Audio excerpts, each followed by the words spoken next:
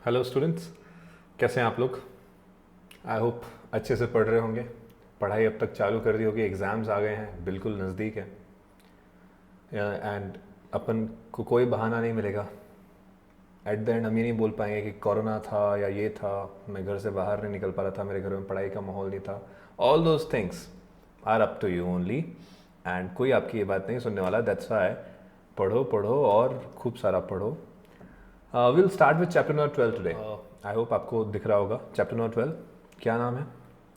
नाम है payables, provisions and contingent liabilities. In fact हम इसी चैप्टर में कंटिंजेंट एसेट्स के बारे में भी बात कर लेंगे। क्या होती हैं पेबल्स, क्या होते हैं उनके ऊपर बने हुए प्रोविजंस, और क्या चीज़ें होती हैं कंटिंजेंट लायबिलिटीज। पेबल्स आप लोग जानते हैं, जो भी पैसा हमें देना है, any liability which is established और वो ट्रेड के रिस्पेक्ट में हो, वो हमारे लिए पेबल हो जाएगा।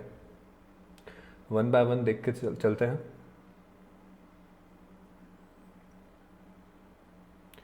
सो we have to classify liabilities. First of all we have to understand what an liability is. मैंने स्टार्टिंग के इनिशियल चैप्टर्स में आपको बताया था कि लायबिलिटी होती है कोई भी ऐसी ऑब्लिगेशन जो फ्यूचर में इकोनॉमिक बेनिफिट्स को आउटफ्लो में रिजल्ट करेंगी।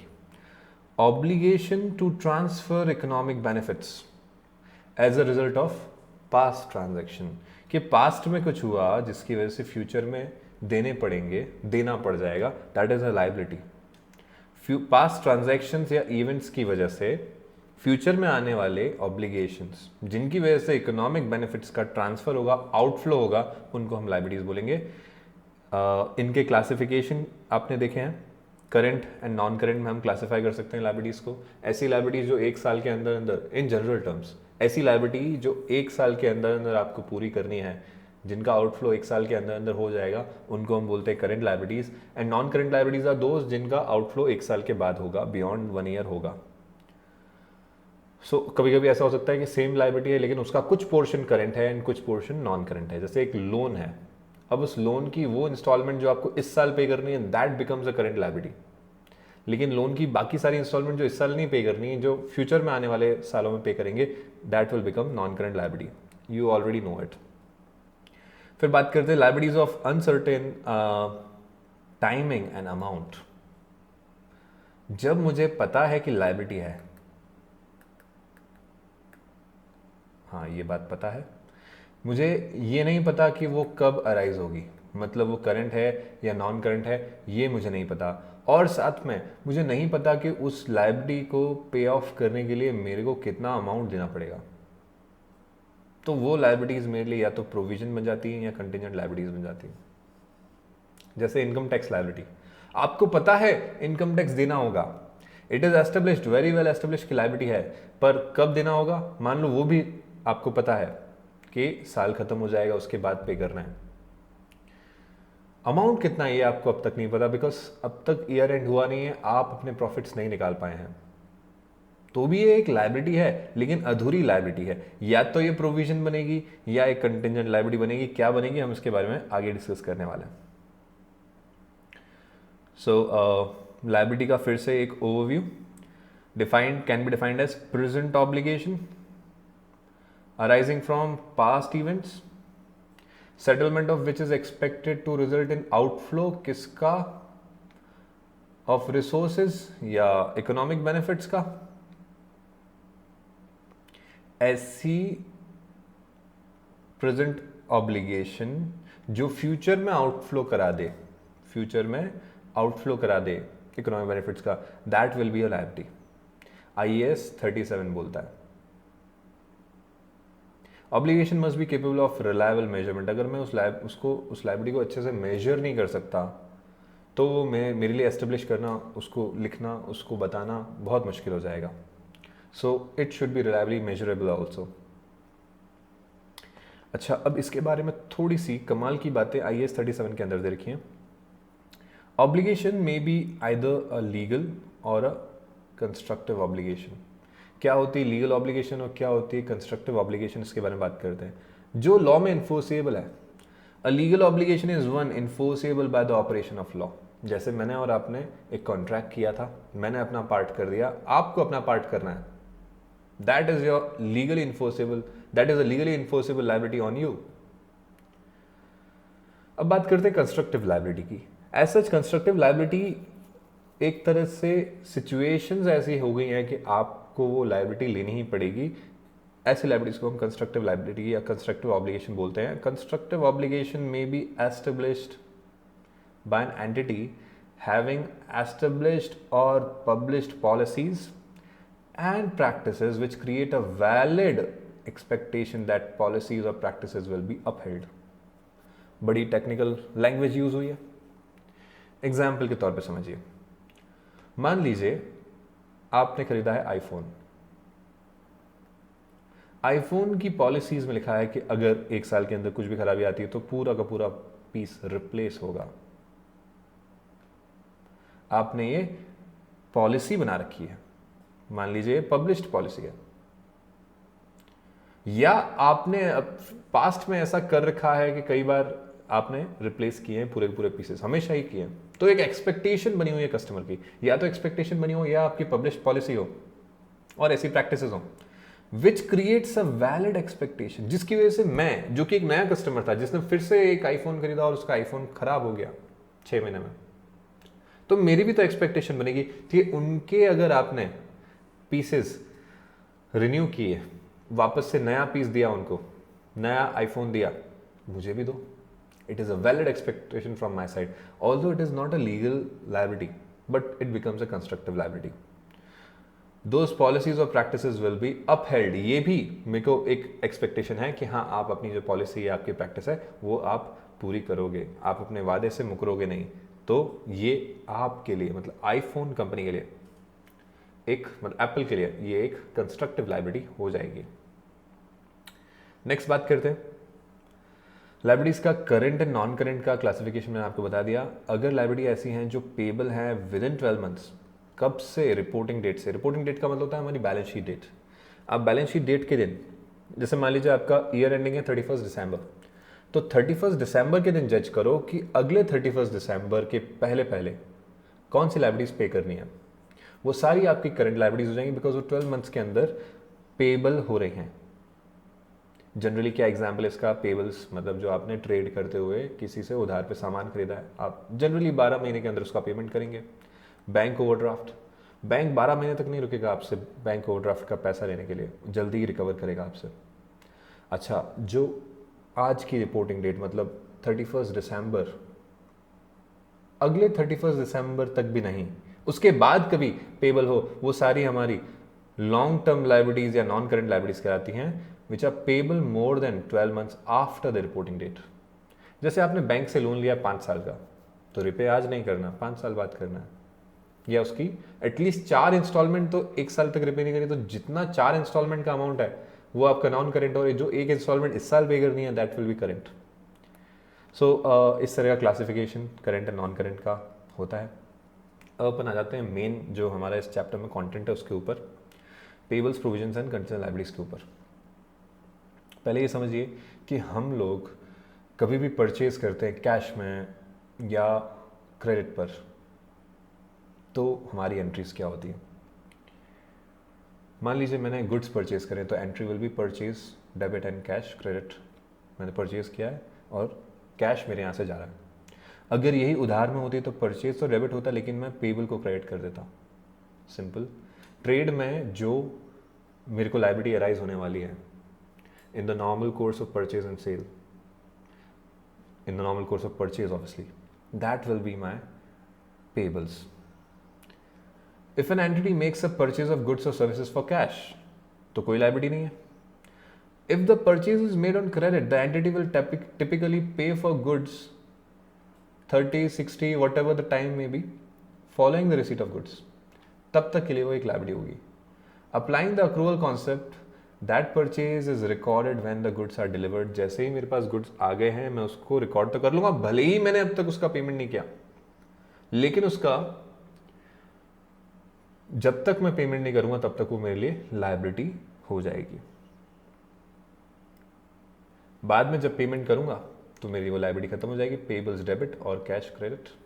सर एग्जांपल लेके बताओ। ओके, एग्जांपल मान के चलिए आपने परचेज कर रखा है कुछ क्रेडिट का, तो हम उसके लिए जर्नल एंट्री क्या करेंगे और उसके लिए हम कंट्रोल अकाउंट कैसा बनाएंगे। लेट्स से आपने परचेज किया है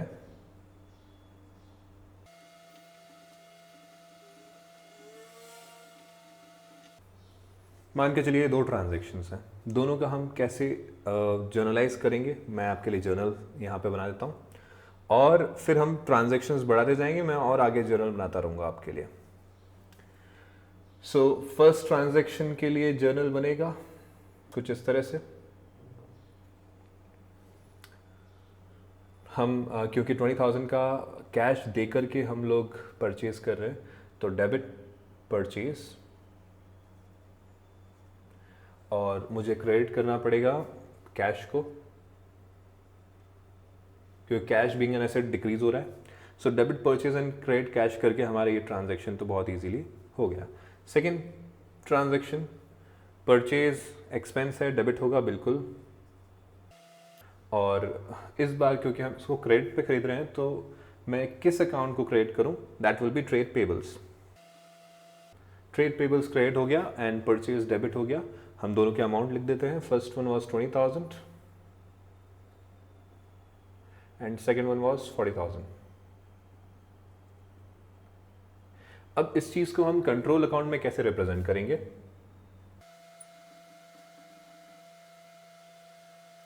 ये एक ट्रेड पेबल कंट्रोल अकाउंट मैंने बनाया। मान लीजिए बैलेंस वाज ओपनिंग बैलेंस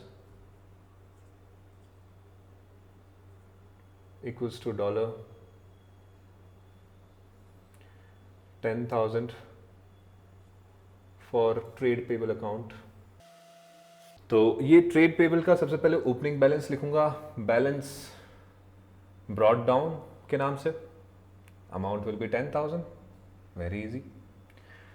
इसके बाद जो भी हमने क्रेडिट परचेज करी है वो सारी मैं यहां पर लिख सकता हूं। क्रेडिट परचेज किस नाम से, परचेज नाम से ही। क्रेडिट परचेज की वैल्यू है हमारे पास 40,000 की। सर जो कैश परचेज किया है वो भी तो पेबल कंट्रोल अकाउंट में आना चाहिए, बिल्कुल नहीं। पेबल का मतलब जो अभी देना है, जिसका मैं कैश पहले ही दे चुका हूं वो पेबल में कैसे आएगा। ठीक है, ये 2 तरह की एंट्री तो आती है। सर पेबल को बाद में हमने कैश भी पे करा होगा 20,000 का। लेट्स से मैं फोर्थ ट्रांजेक्शन आपके लिए लिखता हूँ,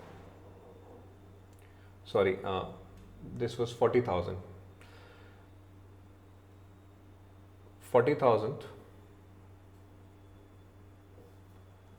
paid against earlier credit purchase।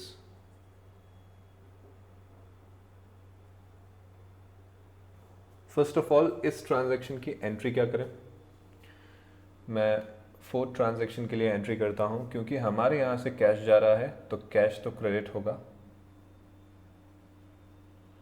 लेकिन मैं डेबिट क्या करूं, ट्रेड पेबल्स।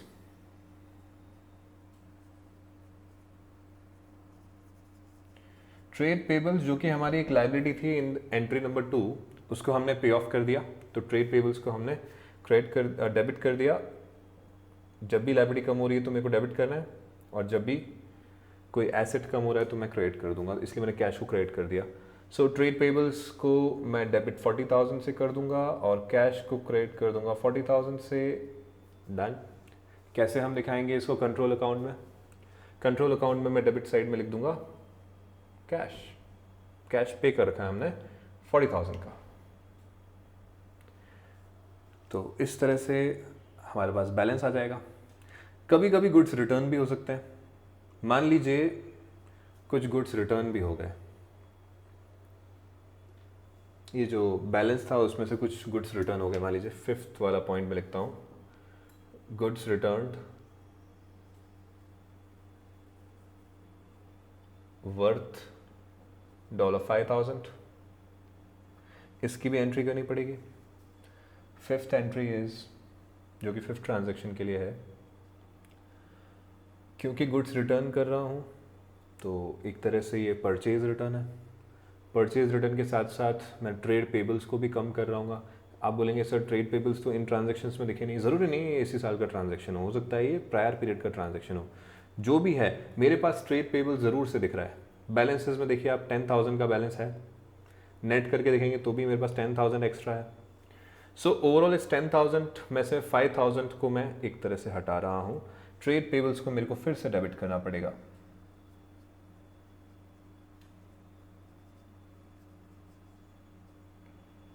$5,000 से, और मैं इस बार क्रेडिट कर दूंगा परचेज रिटर्न अकाउंट को।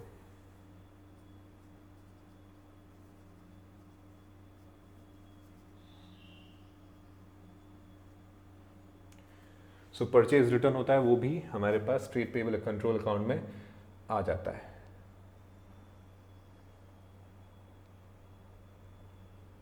ये सब हमने पढ़ा हुआ है, फिर से मैं सिर्फ रिवाइज करा रहा हूँ। परचेज रिटर्न हमारे पास वैल्यू है 5,000 का।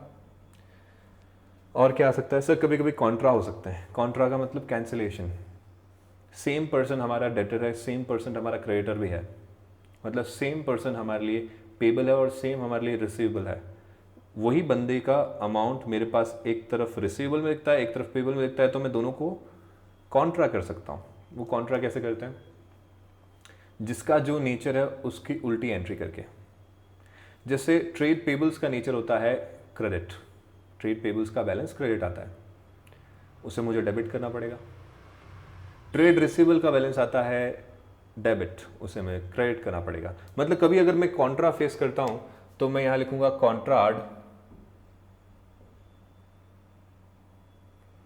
Contra with trade receivable account.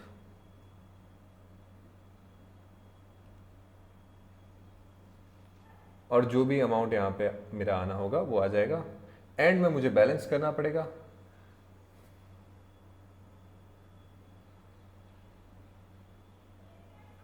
Balance C D एक अमाउंट यहां आ जाएगा जो मैं आगे ले जाऊंगा, बैलेंस बी डी बन जाएगा आने वाले पीरियड के लिए।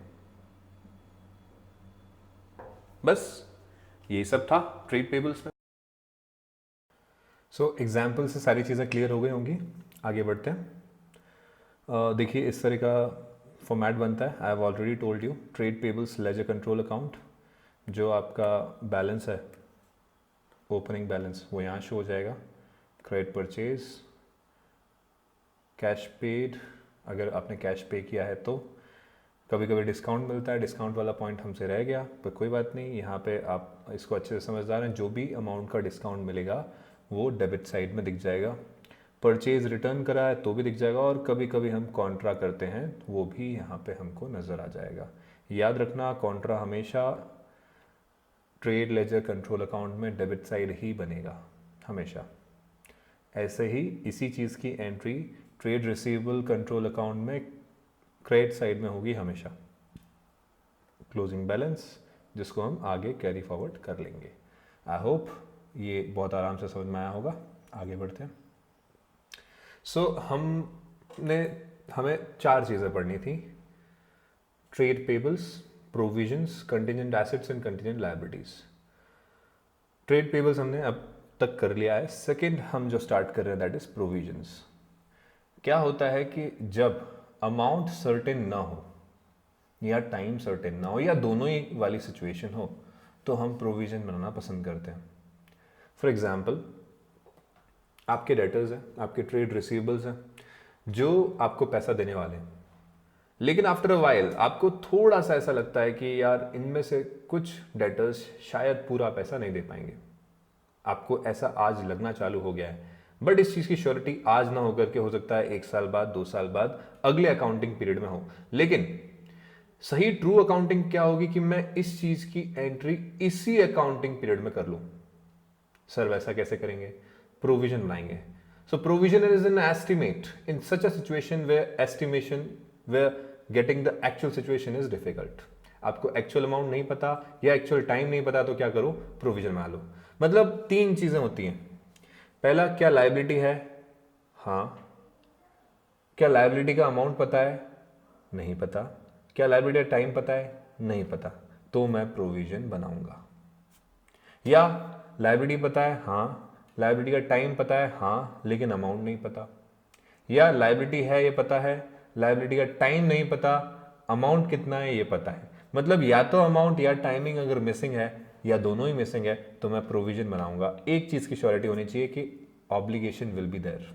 ऑब्लिगेशन प्रोबेबल या पॉसिबल नहीं होनी चाहिए, ऑब्लिगेशन श्योर होनी चाहिए, तो जाके मैं प्रोविजन बनाता हूँ। मतलब एक रीजनेबल लेवल ऑफ सर्टेनिटी होनी चाहिए कि हाँ ऑब्लिगेशन आएगी ही आएगी, तो मैं जाके प्रोविजंस बना लूंगा। जरा देखते हैं IAS 37 क्या बोलता है। Provisions contingent assets contingent liabilities defines a provision as a liability of uncertain timing और अमाउंट। लायबिलिटी है, ये बात सर्टेन है, क्या अनसर्टेन है कि टाइम और उसका अमाउंट क्या होगा ये हम नहीं जानते, कब राइज होने वाली नहीं जानते, कितने अमाउंट के लिए राइज होगी ये भी नहीं जानते। तो अब ठीक है, ऐसी सिचुएशन में हम लोग क्या करेंगे, हम प्रूडेंस का यूज करके, कंजर्वेटिज्म का यूज करके हम हमारे लिए प्रोविजन बनाएंगे। लेकिन इस चीज का कुछ लोग गलत फायदा उठाते हैं। Some accountants will try to manipulate the accounts using this concept of prudence. ऐसे में IAS 37 आपको बोलता है कि ये कुछ कंडीशंस हैं, ये पूरी होंगी उसके बाद ही आप प्रोविजन बना सकते हो। क्या कंडीशंस हैं जरा देखें। To reduce the risk of error or manipulation, IAS 37 specifies 3 criteria that must be met. 3 criteria जो होने ही होने चाहिए before a provision can be recognized in the financial statements. Financial statements में प्रोविजन को लिखने से पहले 3 क्राइटेरिया पूरे होने ही होने हैं। पहला, there must be a present obligation, मतलब पक्की बात है कि हमारी लायबिलिटी है। मैंने आपको बताया ऑब्लिगेशन 2 तरह की होती हैं, या तो लीगल या कंस्ट्रक्टिव। आई होप आपको याद आ रहा होगा, अभी भी पढ़ा है।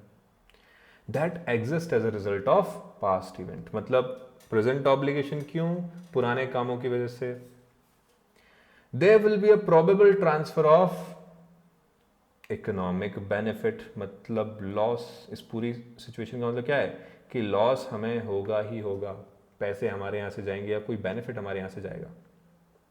और थर्ड है कि उसका रिलायबल एस्टिमेट, एग्जैक्ट नहीं, रिलायबल भरोसेमंद एस्टिमेट हम कर सकते हैं कि उसकी कॉस्ट कितनी होगी।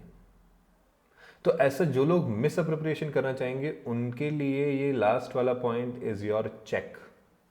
ये पॉइंट उसके लिए एक रुकावट है, ये एक चेक पॉइंट है।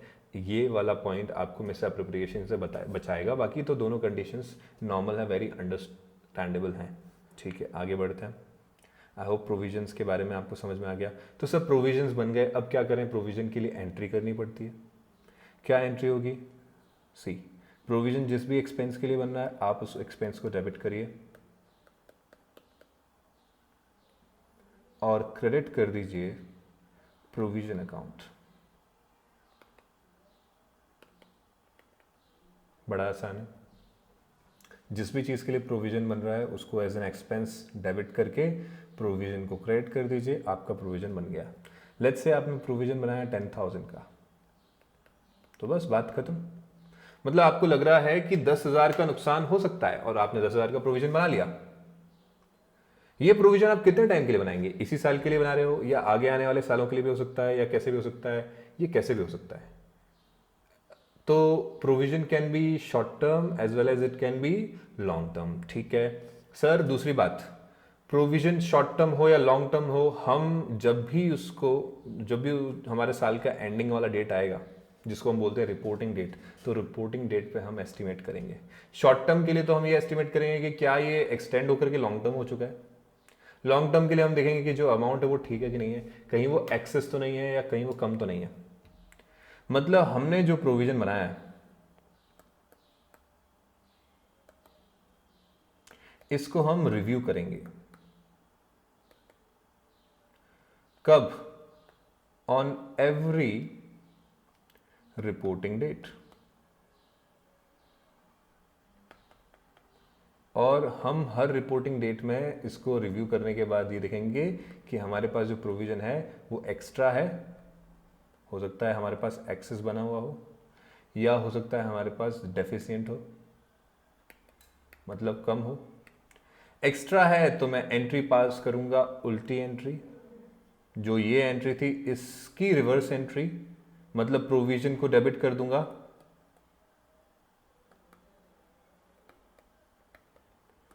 और क्रेडिट कर दूंगा जो भी आपने एक्सपेंस, रिलेवेंट एक्सपेंस से आपने प्रोविजन बनाया था उसको आप क्रेडिट कर देंगे। Very easy. सर डेफिशिएंट होगा तो जितना डेफिशिएंट है उतना एक्स्ट्रा बना लेंगे। फॉर एग्जांपल प्रोविजन चाहिए थे 12,000 के, आपने बनाए 10,000 के, तो 2,000 के एक्स्ट्रा प्रोविजन बना लीजिए। क्या एंट्री करेंगे? जैसी पहले करी थी, डेबिट किया था एक्सपेंस और क्रेडिट किया था प्रोविजन। आई होप ये आपको समझ में आ गया होगा। Easy. Upon recognition of a provision, there must be an estimate of the potential cost. This is achieved in the following accounting entries. वो estimate हम कैसे बना रहे हैं? Expense को debit करके और provision को credit करके. The provision will be classified either as a current और a non-current liability. Provision क्या हो सकता है? या तो current liability होगा या non-current liability होगा। जो भी तरह का है हमें उसको अप्रोप्रिएटली दिखाना पड़ेगा SOFP के अंदर। Provision should be reviewed, important point, at each reporting date and adjusted to reflect current best estimate. कैसे एडजस्ट करना है मैंने आपको बता दिया। एक्स्ट्रा होगा तो हम रिवर्स कर देंगे और कम होगा तो हम और बना लेंगे। सो ये प्रोविजंस का पॉइंट था, बहुत ही ज़्यादा आसान। अगला पॉइंट आता है contingent assets and contingent liabilities का। ये भी बहुत आसान होने वाला है। फर्स्ट ऑफ ऑल पहले ये देखें कि हम इस चैप्टर में क्या पढ़ रहे थे। फिर से बताता हूँ, अपन इस चैप्टर में पढ़ रहे थे कि ट्रेड पेबल्स का क्या होगा, प्रोविजंस का क्या होगा, और दो चीज़ों के बारे में पढ़ना था, कंटिंजेंट एसेट के बारे में और कंटिंजेंट लायबिलिटी के बारे में। तो दोनों को हम थोड़ा साथ में पढ़ लेते हैं, बिकॉज दोनों की डेफिनेशंस भी मिलती जुलती है और दोनों के पीछे कॉन्सेप्ट भी थोड़े थोड़े मिलते जुलते हैं।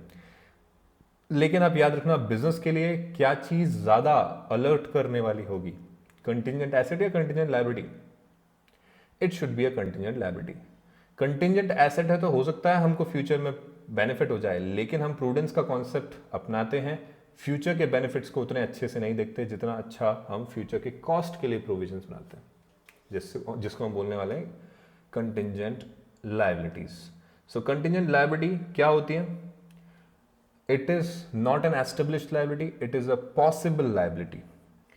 सो IAS 37 क्या बोलता है कि contingent liability is a possible obligation. Possible obligation मतलब जिसकी पॉसिबिलिटी बनती है, जिसको मैं बोलूँगा कि वो संभव है, वो 50% से कम उसकी प्रोबेबिलिटी बनती है। इसको मैं पॉसिबल वर्ड से डिनोट करता हूँ। That arises from past events. ठीक है, नॉर्मल सी बात है। अच्छा, ये होगा या नहीं होगा ये सब फ्यूचर पे डिपेंड करता है। हैपनिंग ऑफ दिस और non happening of this is contingent on future, that's why it is a contingent liability. So पहली बात तो क्या, इट इज पॉसिबल ऑब्लिगेशन, हो सकता है कि ऐसा हो। सेकंड बोलता है अ probable obligation that arises from past events but the amount of the obligation cannot be measured with sufficient reliability। Sir दोनों में क्या फर्क हुआ? एक जगह हम वर्ड यूज कर रहे हैं पॉसिबल और दूसरी जगह वर्ड यूज कर रहे हैं probable. Let me highlight that for you. यहाँ पर है पॉसिबल ऑब्लिगेशन और यहाँ पर है प्रोबेबल ऑब्लिगेशन। क्या फर्क है दोनों में? पॉसिबल ज़्यादा होता है या प्रोबेबल ज़्यादा होता है?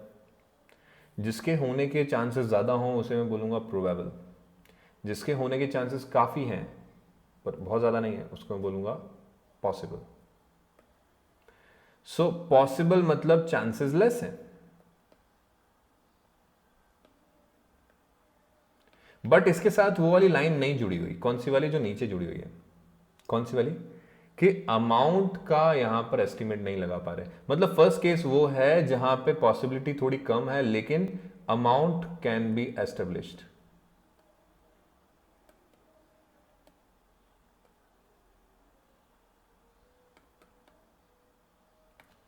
ऐसे केस में मैं क्या करूंगा?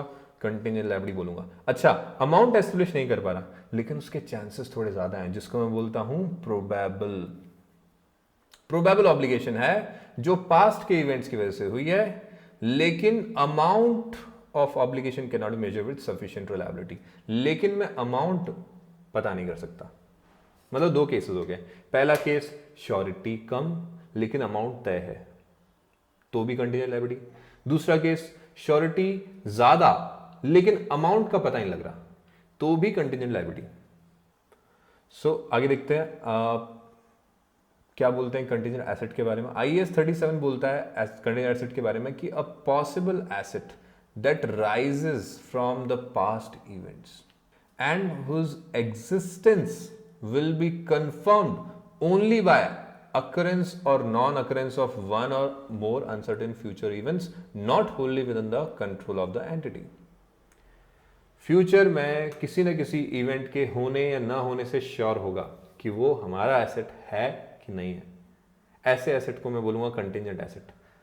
अराइज तो हो रहा है पास्ट में किए हुए चीजों पे, लेकिन फिर भी उसकी श्योरिटी होना या ना होना किस पे डिपेंड करता है, फ्यूचर में होने वाले किसी इवेंट के ऊपर। जैसे मान लीजिए कोई कोर्ट केस जो हमारे फेवर में चल रहा है, कोई जमीन जो हमारी बुक्स में दिख नहीं रही थी लेकिन अब कोर्ट केस हमने कर दिया है और अब हो सकता है हमारे लिए वो एक एसेट बन जाए, कोर्ट का डिसीजन आना बाकी है, तो मेरे लिए वो कंटीजेंट एसेट हुआ। क्यों? क्योंकि उसका होना ना होना पास्ट में खरीदा था या नहीं खरीदा था उस पर डिपेंड करता है। सेकेंड थिंग, फ्यूचर में उसकी वजह से कोई एसेट रियलाइज हो सकता है, किसकी वजह से? एक डिसीजन की वजह से, एक इवेंट की वजह से। फ्यूचर में होने वाले किसी इवेंट की वजह से अगर उसका होना या ना होना डिसाइड हो रहा है और ऐसी चीज मेरे लिए पॉसिबल फ्यूचर बेनिफिट्स ला सकती है तो मेरा कंटिंजेंट एसेट होगा। आई होप ये भी आपको समझ में आया। सर कंटिंजेंट लायबिलिटी क्या? ऐसे ही कोर्ट केस मान लीजिए वो आपके अगेंस्ट हो गया, कोई थर्ड पार्टी ने आकर के आपको बोला कि जो एसेट आप अपनी बुक्स में दिखा रहे हैं वो आपके हैं ही नहीं लीगली, कोर्ट में केस चला गया, हो सकता है हमें फ्यूचर में इकोनॉमिक लॉस हो जाए, तो इसको मैं क्या बोलूँगा? कंटिंजेंट लायबिलिटी बोलूँगा। एनीवेज, कंटिंजेंट एसेट हो या कंटिंजेंट लायबिलिटी हो, उसके लिए उसको रिकॉग्नाइज करना है या नहीं करना है, उसके लिए थोड़े से कुछ पैरामीटर्स हैं जिनको हम अलग अलग नाम भी देते हैं और हम जिसके लिए थोड़ा सा एक जजमेंट के लिए आपको एक मीटर भी दे देंगे। जब बिल्कुल भी पॉसिबिलिटी ना के बराबर है, मतलब 5% से भी कम पॉसिबिलिटी है, तो मैं उसको रिमोट बोलता हूँ, रिमोट पॉसिबिलिटी। जब पॉसिबिलिटी 5 से ज़्यादा है, 50% तक है, तो मैं उसको बोलता हूँ कि वो पॉसिबल है, संभव है। 50 से ज़्यादा होने पर लेकिन बिल्कुल श्योर नहीं है, मतलब 95% तक, मैं इसको प्रोबेबल बोलूँगा। और 95% से ज़्यादा तो लगभग तय, वर्चुअली सर्टेन। आई होप ये भी आपको समझ में आ रहा है। अब ये चीज़ें अगर समझ में आ गई हों तो मैं आपको ये बताता हूँ कि किस केस में हम क्या करेंगे, कंटीजेंट एसेट के केस में हम क्या करना होगा और कंटीजेंट लायबिलिटी के केस में हमें क्या करना होगा। So let me draw something for you. मान के चलिए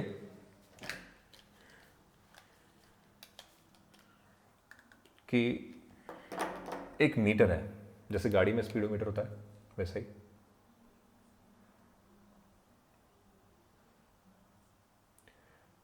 ये एक स्पीडोमीटर है जिसपे आपको अलग अलग स्पीड दे रखी है।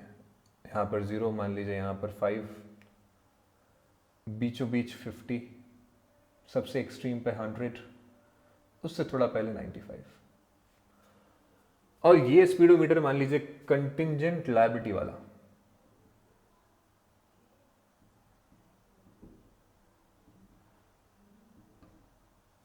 तो इस केस में हम क्या करेंगे? हम ये देखेंगे कि हमारी रीडिंग कहां तक जा रही है। अगर आपकी रीडिंग ऐसी है जो 0 से लेकर 5 तक ही रुक गई, तो मैं इसको बोलता हूं रिमोट पॉसिबिलिटी। मतलब किसी चीज के होने या ना होने के चांसेस 0 से लेकर 5 के बीच में है। मैं इसको क्या बोलूंगा? कि ये है रिमोट। और कोई भी रिमोट कंटिंजेंट लायबिलिटी को हम सिंपली इग्नोर कर देंगे, हम उसके बारे में ज्यादा सोचेंगे नहीं। क्यों? क्योंकि सिर्फ 5% या उससे कम के चांसेस हैं। लेकिन मान लीजिए यहीं पे चांसेस होते 5% से ज्यादा लेकिन 50% से कम, जिसे मैं बोलता हूं, अभी बताया था आपको, पॉसिबल।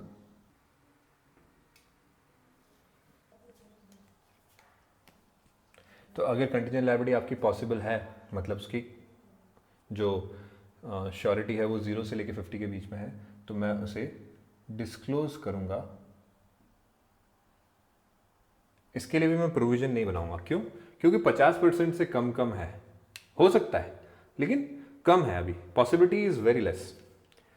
जब मैं इससे बियॉन्ड जाऊं, मतलब हो सकता है कि आपकी किसी चीज की, किसी लॉस की पॉसिबिलिटी 50% से तो ज्यादा है लेकिन 95% से कम है, इसे मैं बोलता हूं प्रोबेबल।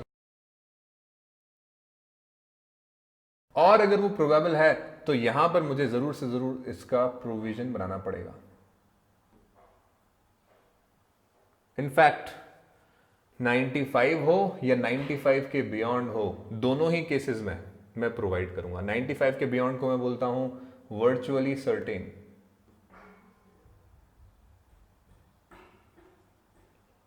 और अगर वर्चुअली सर्टेन है तो मैं इस केस में भी उसका प्रोविजन बनाऊंगा। दोनों ही केसेस में मैं प्रोविजन बनाता हूं, भले वो प्रोबेबल हो या वर्चुअली सर्टेन हो। डिस्क्लोजर सिर्फ तब तक है जब तक वो 5% से ज्यादा हो, 50% से कम मतलब पॉसिबल है, और 5% से कम तो हम इग्नोर कर देते हैं। ऐसा ही एक मीटर मैं आपके लिए बना देता हूं एसेट्स के लिए भी।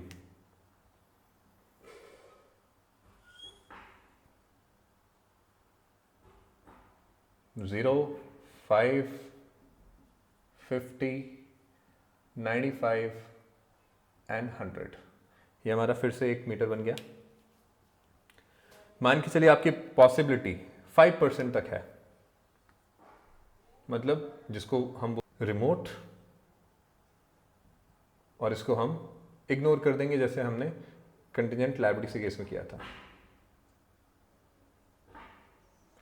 5% से ज़्यादा है और 50% तक है, मतलब सिचुएशंस बन रही हैं कि ऐसी कोई चीज़ होगी लेकिन अभी भी चांसेस 50% से कम है, जिसको हम बोलते हैं पॉसिबल। इनफैक्ट पॉसिबल हो या उसके बियॉन्ड हो, 95% तक भी मेरे पास जो ये रहेगा उसे मैं प्रोबेबल बोलूंगा।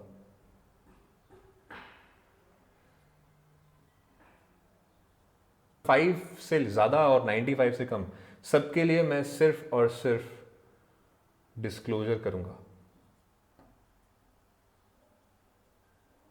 कोई भी ऐसे कंटिजेंट एसेट्स जो 95% से ज़्यादा हों, सॉरी 5% ज़्यादा हो, 95% तक हों,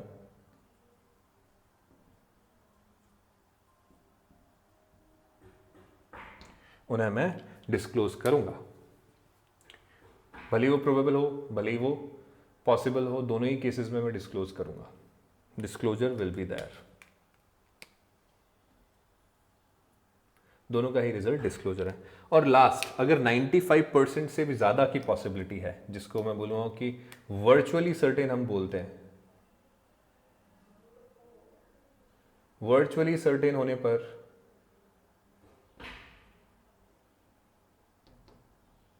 मैं इस तरह के एसेट को रिकॉग्नाइज कर लूंगा कि हाँ ये वाकई में मेरा एसेट है, क्योंकि अब पॉसिबिलिटी बहुत कम है कि हमारा एसेट ना बने। So this is how we deal with contingent assets and contingent liabilities. बहुत ही इंपॉर्टेंट पोर्शन है, इस पर जरूर से क्वेश्चंस आएंगे। आगे बढ़ते हैं। जो इलस्ट्रेशन है वो मैं आपके लिए होमवर्क के लिए डालता हूँ। इलस्ट्रेशन 1 and 2 करिए, TYU1 ऑफ चैप्टर 12, ये भी आपको करना है। आगे बढ़ते हैं। डिस्क्लोजर, कंटिजेंट लायबिलिटी का क्या डिस्क्लोजर है, प्रोविजंस का क्या डिस्क्लोजर है, उस सब के बारे में बात करेंगे। When there is a requirement to provide, जब भी कंटिजेंट लायबिलिटी के लिए प्रोविजन बनाना पड़े, जब भी कंटिजेंट लायबिलिटी के लिए प्रोविजन बनाना पड़े, liability is reflected in financial statements, वो फाइनेंशियल स्टेटमेंट दिखेगी। मतलब प्रोविजन मेरा लायबिलिटी के लिए बने या प्रोविजन मेरा कंटिजेंट लायबिलिटी के लिए बने, दोनों ही केसेस में मैं उसे फाइनेंशियल स्टेटमेंट्स में दिखाता हूं। आप कुछ इस तरह से समझिए कि एक सर्कल में आपके लिए ड्रॉ करता हूं लायबिलिटीज का, और एक और सर्कल में आपके लिए ड्रॉ करता हूं कंटिजेंट लायबिलिटीज। लायबिलिटीज में कुछ ऐसा एरिया है जिसके लिए हम अनश्योर हैं कि लायबिलिटी का अमाउंट क्या होगा या इस लायबिलिटी का टाइम क्या होगा, कुछ अमाउंट ऐसा, कुछ ऐसा एरिया है जो अनश्योर है। ऐसे ही कंटिजेंट लायबिलिटीज में भी कुछ ऐसा एरिया है जो ज्यादा श्योर है। ज्यादा श्योर मतलब जैसे मैंने आपको बताया, जो 50% से ज्यादा है, 95% तक या इवन 100% तक, वर्चुअली सर्टेन भी हो सकता है या प्रोबेबल भी हो सकता है। दोनों ही केसेस में हम इन दोनों ही केसेस में प्रोविजन बनेगा। ऐसी लायबिलिटी जो अनश्योर हो, जिसके लिए हम क्या हो, अनश्योर, या ऐसी कंटीजेंट लायबिलिटी जिसके लिए हम क्या हो, लगभग श्योर, उन दोनों के लिए हम क्या बनाते हैं, प्रोविजन बनाते हैं। आई होप ये आपको समझ में आ गया होगा। और ये जो प्रोविजन बनेगा ये कहां दिखेगा, क्या तो करंट लायबिलिटी या नॉन करंट लायबिलिटी की तरह ये आपको स्टेटमेंट ऑफ फाइनेंशियल पोजीशन में नजर आएगा।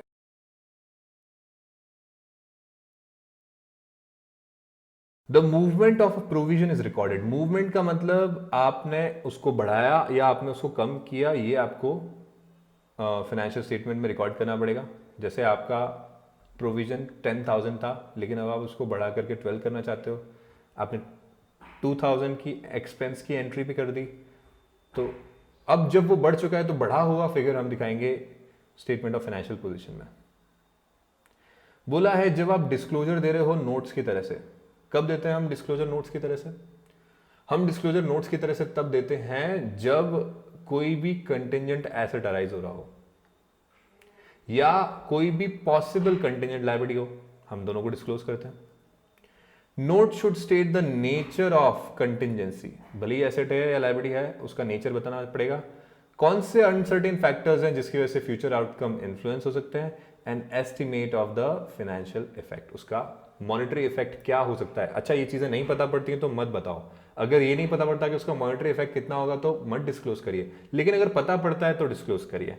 आई होप आपको ये भी समझ में आ गया होगा। इसके बाद हमारा चैप्टर नंबर 12 यहीं पर खत्म होता है। आपको कुछ क्वेश्चंस करने चाहिए, आपको सारे क्वेश्चन चैप्टर 12 के करने चाहिए, और एग्जाम किट में आपको क्वेश्चन नंबर 172 से 181 करने चाहिए, और आपका रिवीजन कंप्लीट हुआ चैप्टर नंबर 12 का। Thank you.